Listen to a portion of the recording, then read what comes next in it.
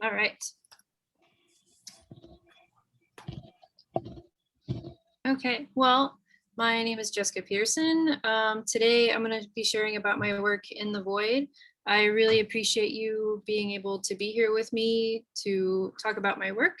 It's currently up in the Rueff Gallery West until tomorrow. So coming into Purdue, I was coming in as a functional potter. I wasn't really sure which direction I was going to go in, or that I was headed in, or that I would end up exploring so many materials in my time here.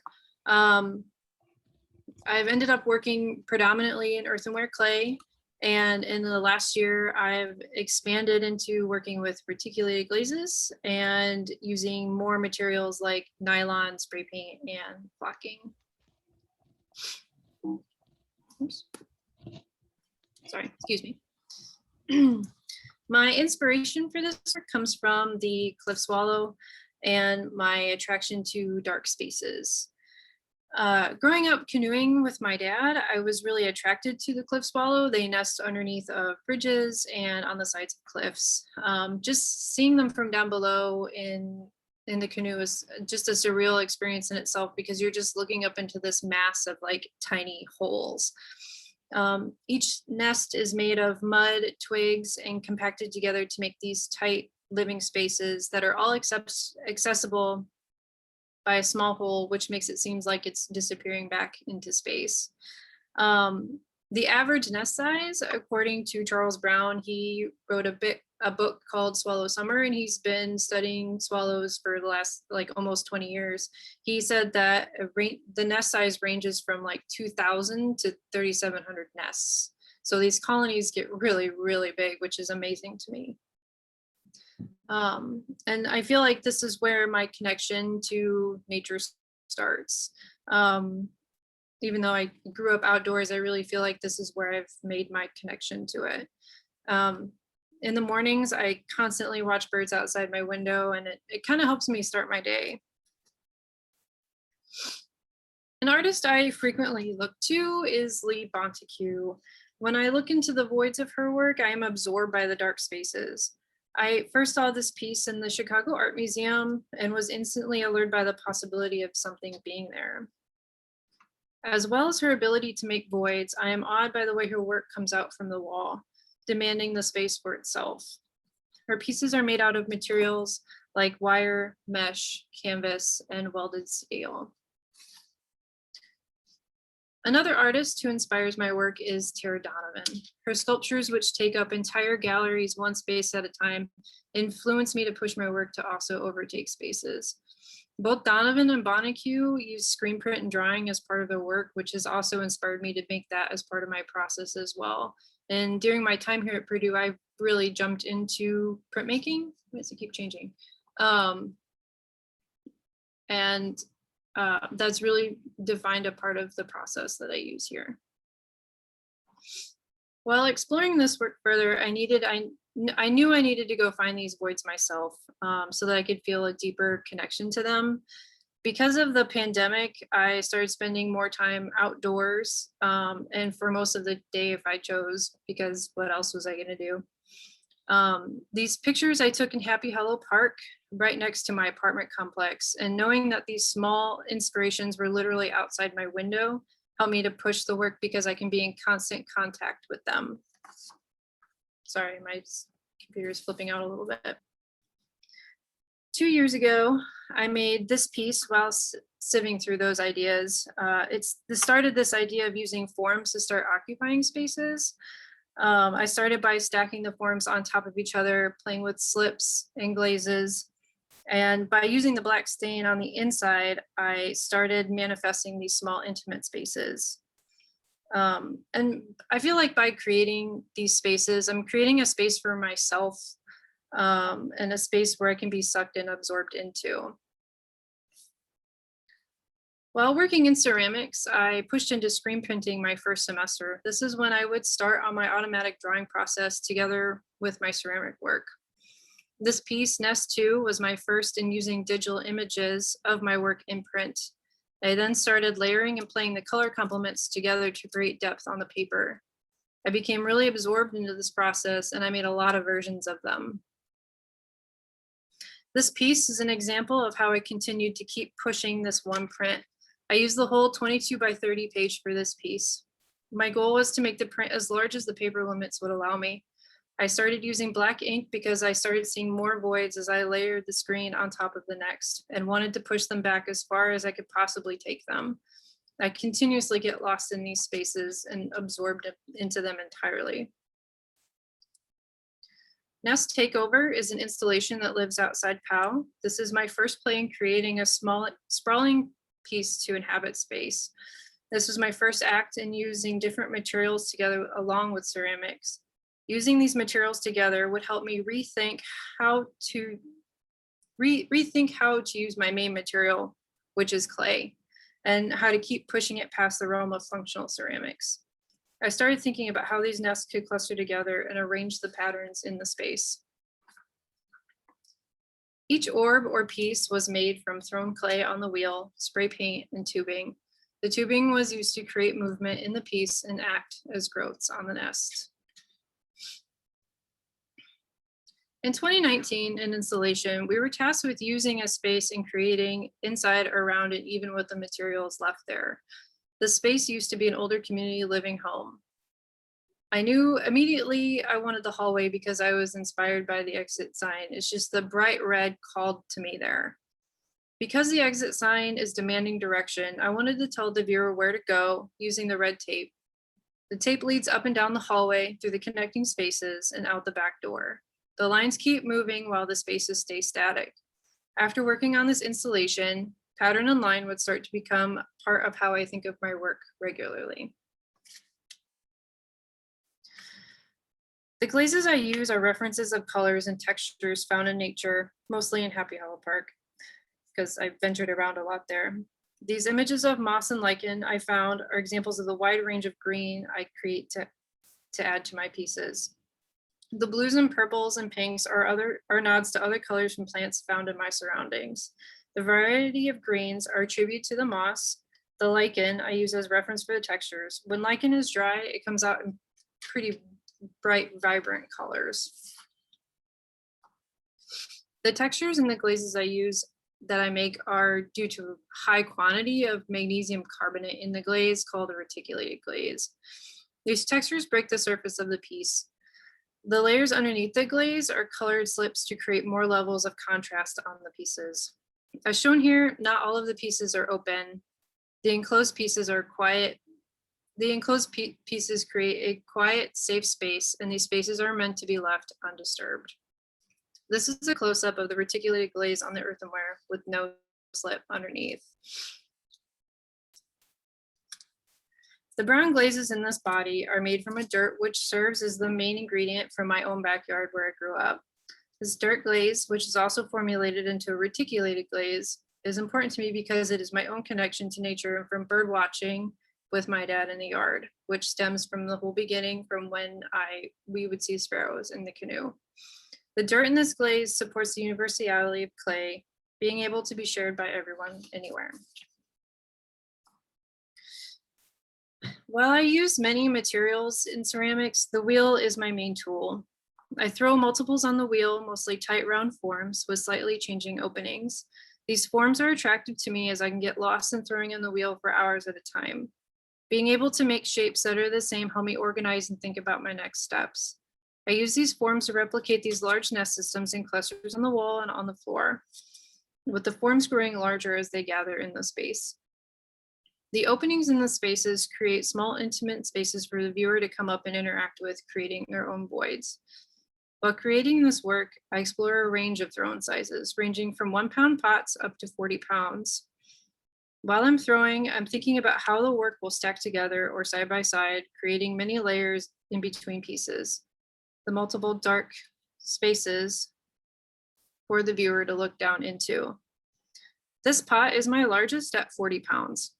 Most of the large pieces in my work are glazed green to give the effect of moss taking over the work. And this is that same piece with another vessel stacked inside. In the vessels, I explored layering colors together and giving the viewer many spaces to view down into the vessel itself. I wanted to create a multi-layered surface to push the boundaries of the surface, not just with the glazes, but actually expanding out of it, extending out of it. For me, creating these spaces on the vessel is a chance to keep exploring each piece individually. Layering the glazes gives me the opportunity to see how they react when applied thicker than normal. As you can see, while some parts are layered on top of one another, they are pulled away from each other, creating clear transitions between the two. One of the aspects of ceramics that I enjoy is glaze chemistry. I'm fascinated by how the materials react on the surface depending on what the ingredients are.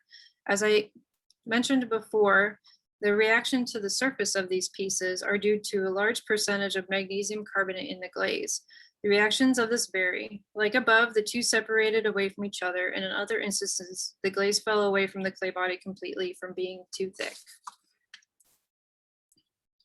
Here are two pictures of installation prep in our studio. While thinking about how this installation needed to come together, I wanted to see how they lay out on the floor and stack together. Because the ground cover outside is uneven, I wanted to accentuate and copy that with my own pots. I pushed the pots as high as I could go without tipping them over. These pots start to take on and become a landscape throughout the space. These vessels end up taking on a life of their own, sprawled out on the floor. Just like in previous installations, line here plays an important part of how I lay out my work. During the pandemic last year, I started thinking about what materials I could use from home because working in ceramics was very limited. I had learned to crochet and sculpture, and I had taught myself to use the sewing machine just months before and knew that it would become my new tool while working at home. Choosing to work with fabric was a way to investigate the juxtaposition between the softness of the materials and the hardness of clay. Each form is sewn separately and then mounted together. Individual nests are crocheted and attached on top to make large clustering colonies. I want to explore the boundary between the soft and hard surfaces found outside. The pink appendage on this piece acts as a connection to both pieces. Because it is bodily, I think of it as a connection of myself to the soft sculptures. While working with fabric, I was able to play with it, make it very large, and include the smallest parts I could sew on the machine. I started making my own patterns in what I thought these large colonies would look like.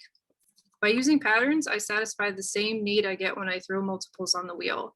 I can use the same one again and again, just changing it slightly each time. I'm very attracted to how the form feels when it's full of polyfill. The squishiness of the fabric brings back memories of sewn dolls and teddy bears my mom used to make. The browns and pinks in this piece start to push the image of it being bodily. It makes me want to push it bigger and farther. Being at home during the pandemic last year also gave me the opportunity to explore low cost and space effective ways to print at home. I worked with linoleum block printing on fabric. For this piece, I wanted to create a mate to the already existing soft sculpture nest. Instead, it started taking on a life of its own. This is a close-up of the print on the fabric. The nest blocks I carve are drawn responses to the pieces I sculpt or throw in the studio. This automatic drawing response helped me think about how I can keep layering the pieces together. The printed layers are printed on different directions to keep the nest moving. I continue to add crocheted sections for my viewer to come and investigate. Working with a pattern on the soft sculptures are the same as working on multiples on the wheel. Satisfies my need for things to stay the same, even as the overall sculpture starts to change. My ceramic work and soft sculpture start to come together with hanging nests and Fungi Takeover. Crocheted nests attached to slipware bodies hanging in nylon. There are a variety of textures through the pieces: glazes, nylon, yarn, spray paint, and flocking. These materials imitate those colors and textures I'm attracted to, I find on walks. Because my work comes directly from the wall, I wanted this piece to be completely or almost completely disconnected from it, to be able to hang away and let gravity take over the pieces. A close-up of one of the hanging pieces I pushed a little differently. For this one, it was the form of the piece and forced the yarn to come out of the holes and stretched by the nylon. I wanted it to start taking on a more bodily form, imitating skin being stretched out. As the forms continue growing, I use yarn to create growths coming from under and through the pieces. I did this to imitate the growths I see on trees and other plants once they've been taken over. Once I started using nylon to stretch the pieces out and let gravity take over, the possibilities of these pieces became endless. The nylon would tear against the already glazed pieces, allowing the textures underneath to come through. With the nylon being available in multiple colors, I was able to keep layering these pieces as many times as I wanted. The flocking on these pieces inspired the title Fungi Takeover, because fungi are members of groups of organisms like yeast and molds, and these organisms are classified as a kingdom. The fungi, or flocking in this case, have taken over every piece in this installation, created their own life and their own kingdom in these nests. My print work is still a very large part of my automatic drawing process. My continued thoughts on how I keep changing the forms of these nests and how I can see my drawn responses to my work. To see these on paper, I feel an instant connection to them. If I can't touch or look at them in the studio, my sketchbook is always with me. My translation of my drawing process for printing takes place in this piece, Nest Deconstructed. It is my interpretation of what happens when what we find comfort in starts to fall away. The void in the nest start to crumble. I see this piece as a self-reflection, how I might feel when I fall apart and not completely whole anymore. I started cutting the forms apart to start making them disassemble. The browns and white I choose were to show the nest disassembling as starting to push back and blend into the wall, whilst some parts were still very upfront and noticeable. Oops, sorry. After leaving Purdue, I would like to keep exploring installation with ceramics and keep exploring other materials. I also want to take my drawn images and start thinking about patterns and how those can be conveyed through more sculpture or even wearables. My goals are to teach and run my own studio, either in an institution or independently. I'd really like to thank my committee, Siggy, Charles, Denny, Christine, for your support the last 3 years and helping me push and realize the vision of my work. Thank you.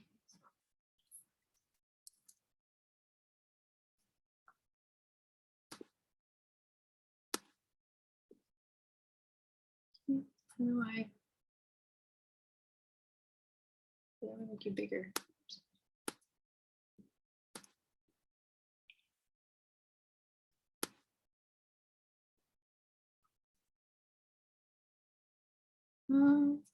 Sorry, still figuring this out.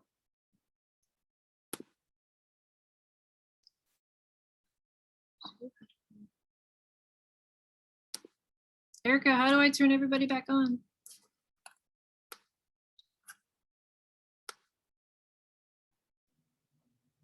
I think you press stop sharing on the bottom. Yeah, press stop sharing and then everybody will come back up. Stop sharing. How do we do that at? Oh, stop sharing. Okay, we're good.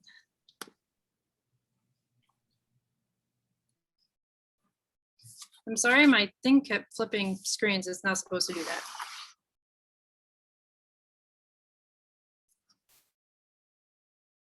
Okay. So I have a question. Are you ready for any? Yes, let's go. Okay. So you mentioned at one point you mentioned gravity, and another point I really liked when you went into a little bit of the chemistry of the glaze and layering it, and that it kind of breaks down more. And that all made me think of like fragility and the fact that this is ceramics and it's so breakable. Is that any part of your concept? Like, is that a concern at all to you? Is the fragility of some of the materials that you're using? I think when it comes to the nylon, yes, because it tears like really, really easily against the glaze. So when the slip casts are like inside of the nylon socks, I'm afraid of that maybe being extended a little too much to where it might tear. But I think that kind of just comes with how I'm using the material. And I'm trying to stretch it as far as possible. So even if it tears as much to where it's almost where it almost would fall, I'm really interested in seeing what that would do to like it just kind of hanging by a thread. Does that answer your question? Okay.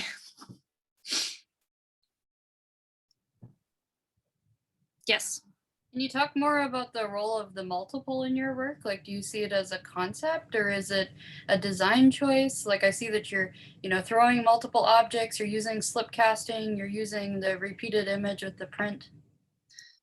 I think it's a little bit both technically and conceptually.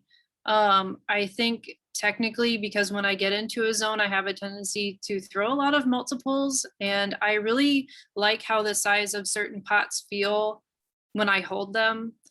And I think for conceptually, it goes into the realm of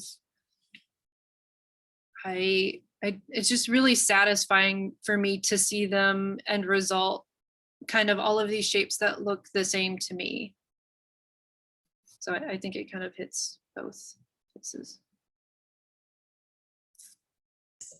Nice job, Jess. I did have a question. I noticed that with all your the nest forms in the gallery that there wasn't anything in them. So can you talk about kind of the absence in those spaces? So the absence of those spaces in the void is I would like my viewer to be able to kind of create that visual space for themselves.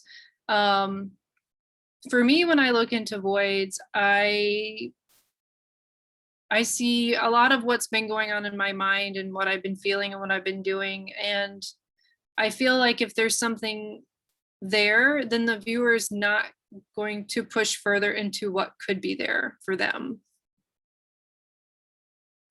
Gotcha.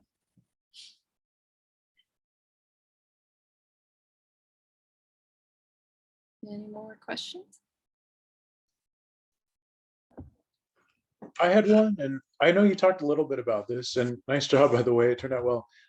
So what I was kind of wondering is, I just kind of was wondering if I could hear a little more about the role of like some of the more functional wear shapes that you're using, because I know there is some similarity between like some of those nest-like shapes and some more like traditional function wear shapes like bowls and vases and things that are actually kind of similar in shape. So I was wondering, since you do have a lot of your stuff like wheel based, you can see some of that traditional functional shape kind of making its way into your pieces, and I feel like yours are kind of a connecting point in some way, but I just wanted to know what some of your thoughts are on that.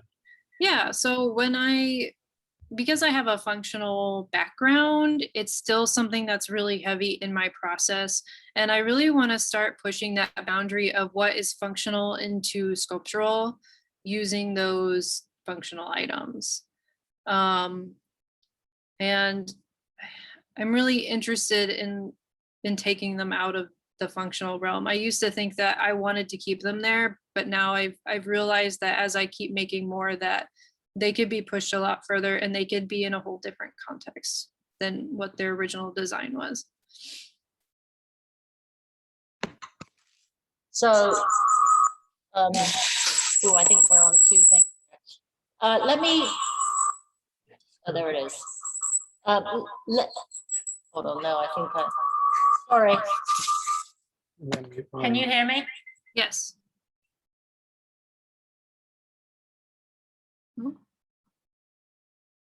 Somebody got muted.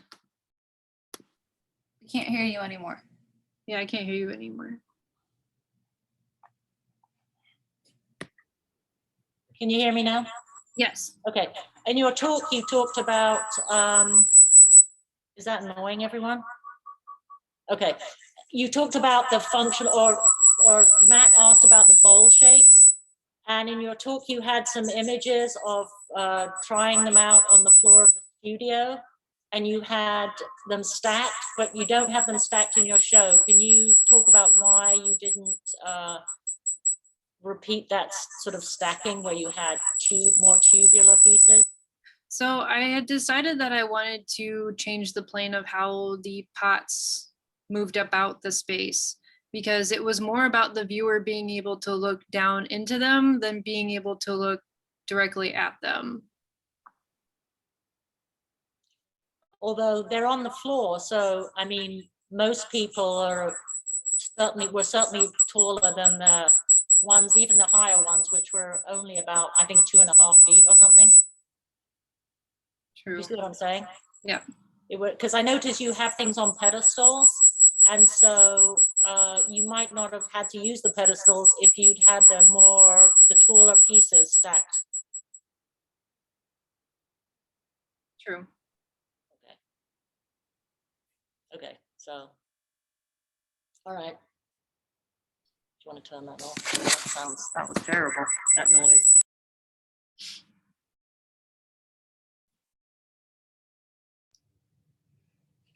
I'll ask a question one of your peers asked of you a few weeks ago. Why is the juxtaposition of hard ceramics and soft sculpture interesting to you? It's interesting to me because I know that you can make ceramics look soft, but after it's been fired and glazed, it's still got that hard consistency. And being able to work with like soft sculpture, I get a feeling for the material more. Not only can I like see it, but I can feel that tactility of the softness of the material. Are there advantages of the ways that each of those behave that you're interested in? That's a good question. Yeah, I think they both have advantages. Especially with the soft sculpture, I can manipulate it a lot, and I can do the same way with the clay to make it do what I want. So.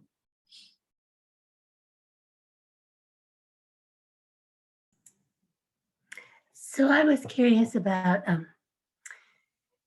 you talked about wanting to push the clay further. Mhm. And I noticed that your soft sculpture pieces are much more random in terms of their profile and outline than the ceramic pieces, which are very classically, I'm a thrown piece and I stay symmetrical and rounded kind of things. And I wondered if you were thinking in your future work of combining that ability to throw and then manipulate the clay after it's been thrown to have a more erratic shape that's similar to the fabric. Yeah, absolutely. That would be a definite like next step in thinking about how I can start making these pieces go further, like manipulating the rims of everything, or even like the sides and the shape like of the pot itself.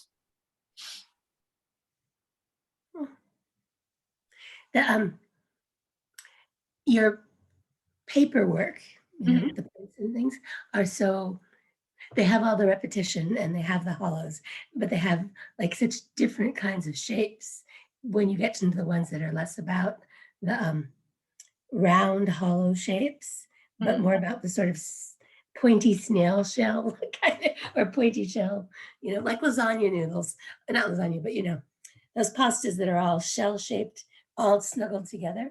And so I sort of wondered, I didn't see anything in the clay that was more of that shape. Is that a place that you're thinking about exploring, or did I just miss it? Yeah, I think I could explore it more in clay there too. For this concept, I really just wanted to keep the clay body or the forms of the clay body just as simple as I could, to be able to create these multitude of spaces. Like I said, my prints are part of my automatic drawing process that I get from the sculptures that I make. So it kind of goes back and forth between the two a lot. So that's why there aren't any of those shapes amongst the pots. Thank you.